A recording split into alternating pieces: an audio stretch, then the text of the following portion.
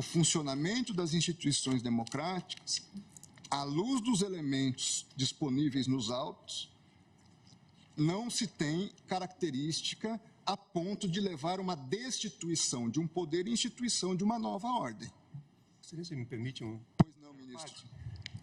O artigo 359-M, na verdade, fala em tentar, né? Então não se pressupõe a consumação, mas sim a tentativa.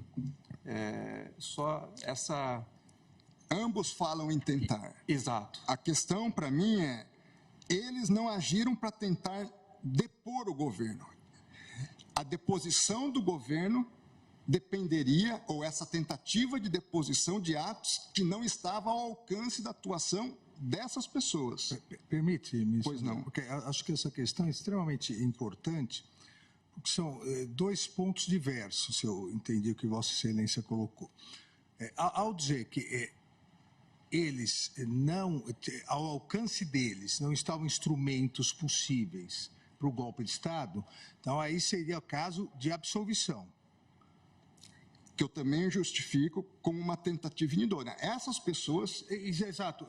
Então, aí seria absolvição. Uma outra questão que eu acho que é mais importante do ponto de vista até para a fixação de jurisprudência da Corte é a absorção ou não.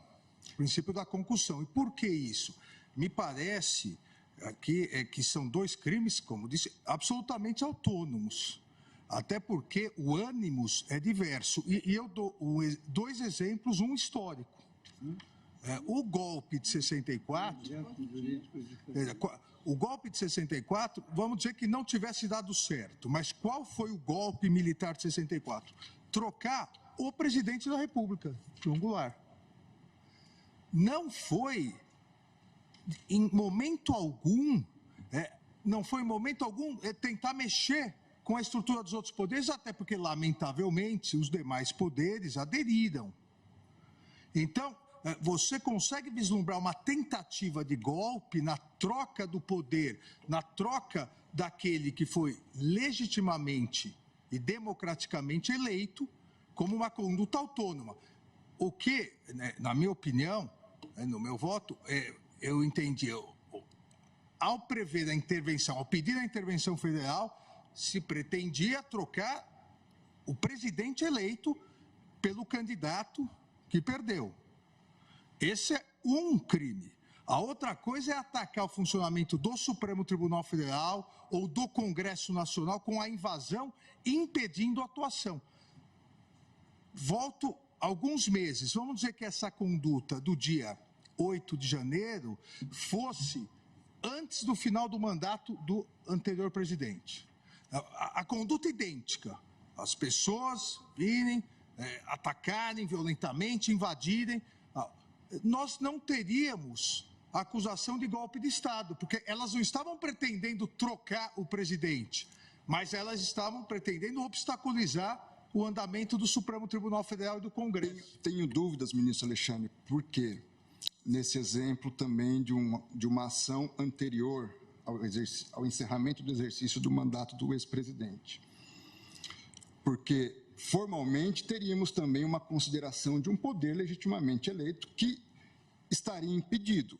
Na minha análise, à luz dos fatos dessas figuras, desses manifestantes vândalos, criminosos, deles não tinha ação idônea para destituir um poder. Nós podemos encontrar ação idônea em outras ações. Eu compreendo. A minha única preocupação aqui nesse debate, acho importante. E entendo que se encontrássemos essas condutas, poderia haver os dois mesmo crimes. Conforme a situação, poderia até haver os dois crimes. Eu acho que o importante de definirmos é exatamente isso, do ponto de vista geral. Os dois crimes podem coexistir em concurso material, dependendo da circunstância. Veja, nós estamos tratando pela primeira vez da aplicação de uma norma penal com conceitos bastante indeterminados. E uma lei extremamente nova. Então, você pega o conceito. O que é Estado Democrático de Direito?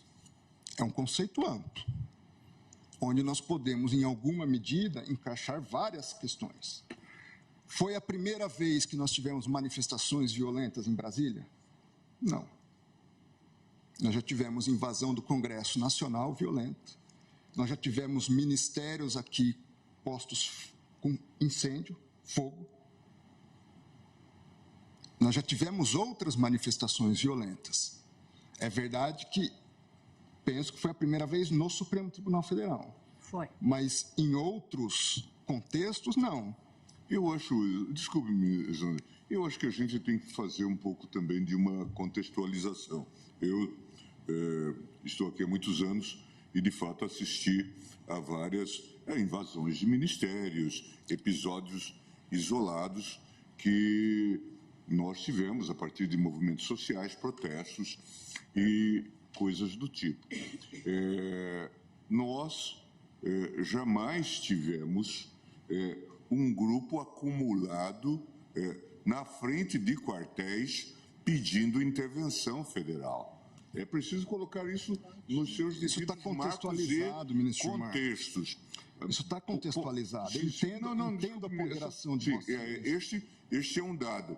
Nós tivemos, e a gente viveu isso na pele, 7 de setembro, em que imaginávamos que aquilo poderia descambar para a arruaça que se transformou o 8 de janeiro. Nós sabemos disso, o ministro Fux viveu essa realidade, a ministra Rosa. Em suma, então são questões que precisam ser olhadas nessa perspectiva. Afora o incentivo que havia a partir do próprio chefe do Poder Executivo para esse tipo de prática, ou mesmo para a omissão. De modo que, ainda ontem vi essa consideração sobre o passeio no parque. Jamais houve passeio no parque. Não se tratava de passeio no parque, ministro Cássio, nem de um incidente. A cadeira que o senhor está sentado, depois, a cadeira que o senhor está sentado, estava lá na rua, no dia da invasão. Só para justificar mesmo, mas essa expressão não foi minha. Não fui eu que disse isso. Então, está longe de se tratar disso. É preciso que a gente contextualize isto e que havia... É importante essa contextualização, se me permite. Só para encerrar, desculpe-me mesmo, mas só para encerrar, na verdade, estava implícito em toda essa ação que, ao fim e ao cabo, diante da anomalia, da anarquia instaurada, nós teríamos uma GLO. E aí o ministro Alexandre coloca muito bem. Imagine que esses fatos tivessem ocorrido antes do dia 1º de janeiro, com o governo, então, anterior no poder. E nós tivemos situações desse tipo, é que os fatos vão se acumulando e nós perdemos o contexto. O 12 de dezembro, dia da diplomação do presidente da República. Atos, não só de vandalismo, de terrorismo, ônibus incinerado. A Polícia Federal invadida.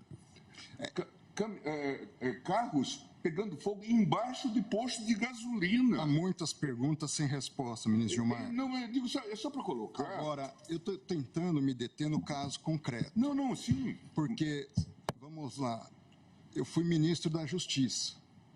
E o senhor também trabalhou no Palácio do Planalto, na subchefia de assuntos jurídicos.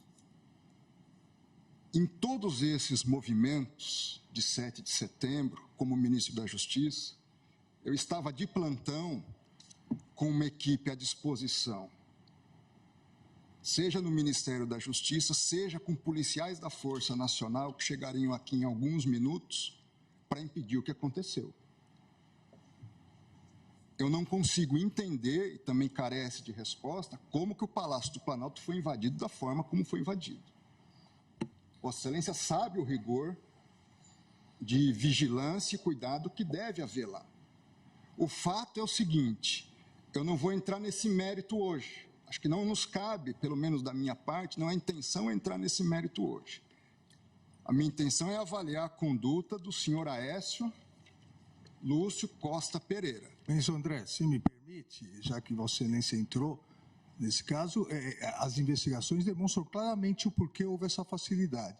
5 coronéis comandantes da PM estão presos, exatamente porque desde o final das eleições se comunicavam por zap, dizendo exatamente que iriam preparar uma forma de, havendo manifestação, a Polícia Militar não reagir. Então, claramente, a Polícia Militar, eu também fui ministro da Justiça e sabemos nós dois, que o ministro da Justiça não pode utilizar a Força Nacional se não houver autorização do governo do Distrito Federal, porque isso fere o princípio federal. Não em relação aos prédios federais. Mas não em relação à Praça dos Três Poderes. Mas em relação às edificações federais, ele pode e deve com fazer. todo respeito, Vossa Excelência, querer falar que a culpa do 8 de janeiro foi do ministro da Justiça... Vossa Excelência que está dizendo isso. É um absurdo. Vossa Excelência que está dizendo isso. 5 comandantes estão presos... Muito embora eu queria e o Brasil quer ver esses vídeos do Ministério da Justiça. O ex-ministro da Justiça, que sucedeu Vossa Excelência, fugiu para os Estados Unidos, Eu sou advogado de ninguém e jogou o celular dele no lixo. Eu não sou advogado e foi preso. E agora Vossa Excelência Vossa Excelência vem no plenário do Supremo Tribunal Federal, que foi destruído, para dizer que houve uma conspiração do governo contra o próprio governo. Tenha dó. Não coloque palavras na minha boca. Tenha dó. Não coloque palavras na minha boca. Não coloque palavras na minha boca. Tenha dó, Vossa Excelência. Não, eu tenho a impressão só que a gente precisa... Posso terminar, meu... Não, pode terminar. É só para a gente ter esse leitmotiv, esse pano de fundo, para que possamos, de fato, entender. É claro, e Vossa Excelência tem razão, nós estamos julgando o Aécio, mas é preciso que a gente entenda esse contexto. Eu acompanhei, como Vossa Excelência, muitos desses episódios, acompanhei também o episódio do trancamento de rodovias, especialmente no meu estado. Dialoguei com o ministro da Justiça de então, em que carros eram atravessados na pista e inicialmente começou-se como se fosse uma greve de caminhoneiros. E nós sabemos o que greve de caminhoneiros representa. Está se celebrando agora essa triste efeméride de 50 anos do golpe no Chile, que começa com a marca dos caminhoneiros em greve. E aqui era uma greve, era um lockout, eram empresários atravessando carros na pista. Imagina o que isso significa, daqui a pouco desabastecimento, dificuldades. Eu cheguei a falar com o ministro da Justiça naquele momento, e ele dizia: nós não temos força para enfrentar, e para isso precisa-se da GLO, precisa-se de GLO. GLO era exatamente a senha para a insegurança. É isso que a gente precisa entender. Esse grupo estava conectado no comando. Veja, é claro que temos que isolar, que temos que julgar os casos que estão postos, mas havia uma questão que estava toda ela associada. Eu até, na conversa com ele, fiz um pouco de abordagem jocosa e disse: poxa, a Galocura, a torcida do Galo, conseguiu abrir pistas porque eles estavam sendo impedidos de ir ao jogo, ministra Carmen. Mas a nossa Polícia Rodoviária Federal não conseguia, precisava das Forças Armadas. Esse caso é tão esdrúxulo, ministro Gilmar. É verdade. Me traz tanta inquietação. Veja, todo o contorno do que ouvimos dizer, se formos fazer uma retrospectiva dos atos, pré-8 de janeiro, ali, 6, 7, havia anunciado, vamos todos a Brasília. Primeira coisa, Polícia Rodoviária Federal, na greve dos caminhoneiros, ministro Gilmar, que foi tentada no governo anterior, eu era ministro da Justiça, eu passei a madrugada na sede da Polícia Rodoviária Federal, acompanhando o relatório minuto a minuto de eventuais tentativas de bloqueio de estradas, em função até da experiência pretérita, negativa, que havia ocorrido no governo Temer. O que eu quero dizer, a Polícia Rodoviária Federal tinha condições de evitar a chegada. Dia 6, dia 5, dia 7, não sei. Não foi feito. Toda a construção é de que era uma tragédia anunciada. Agora, houve, eu vou usar a expressão, falhas sistêmicas desde esse ponto. O que houve, não tenho dúvidas, falhas, eu vou usar a expressão falhas porque não estamos julgando essas pessoas, sistêmicas na Polícia Militar do Distrito Federal. Mas também há dúvida razoável sobre como é que esse grupo entra com a facilidade como entrou, não digo no Supremo, eu não digo nem no Congresso, dentro do Palácio do Planalto. É inconcebível. Onde estava todo o efetivo da Força Nacional? Eu não tenho. Hoje o Brasil não sabe. Eu me lembro naquele contexto em que havia o inquérito, ainda há o inquérito, em relação à reunião que o ex-presidente Bolsonaro teve com os ministros, e essa reunião foi gravada, e havia toda uma discussão sobre, a partir de uma determinação do ministro Celso de Mello, para se entregar aquele vídeo, aquela fita, e toda a atuação, tanto minha como do ministro Levi, à época advogado-geral, nós temos que entregar independente do que contenha. Independente do que contenha. E foi entregue. Agora, chama a atenção o Ministério da Justiça não disponibilizar ou não ter os vídeos correspondentes. Nós precisamos tratar todos igualmente, com os rigores correspondentes e também com o reconhecimento de que certas situações geram um não enquadramento em determinada conduta. Em relação a esse réu,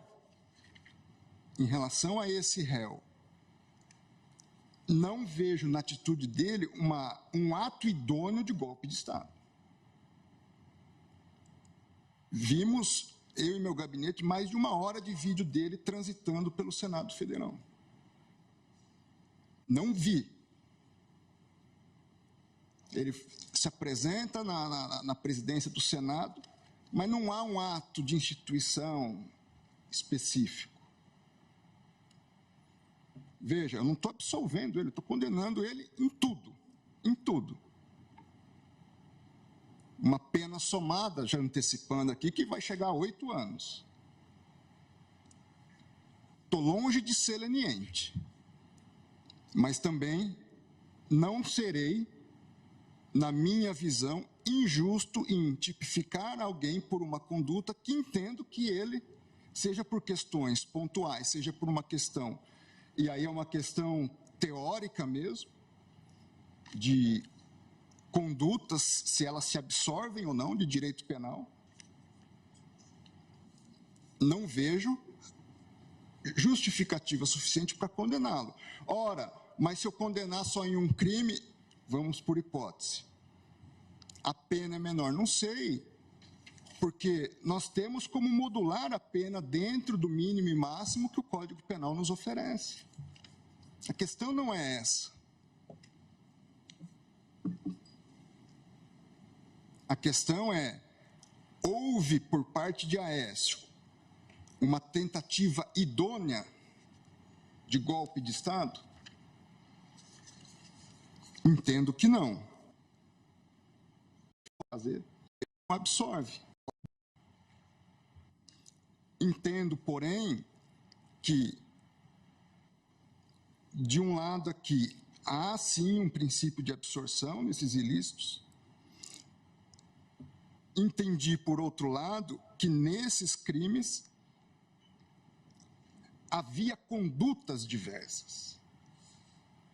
Porque uma coisa é você praticar uma ação destruindo um computador aqui, um copo ali.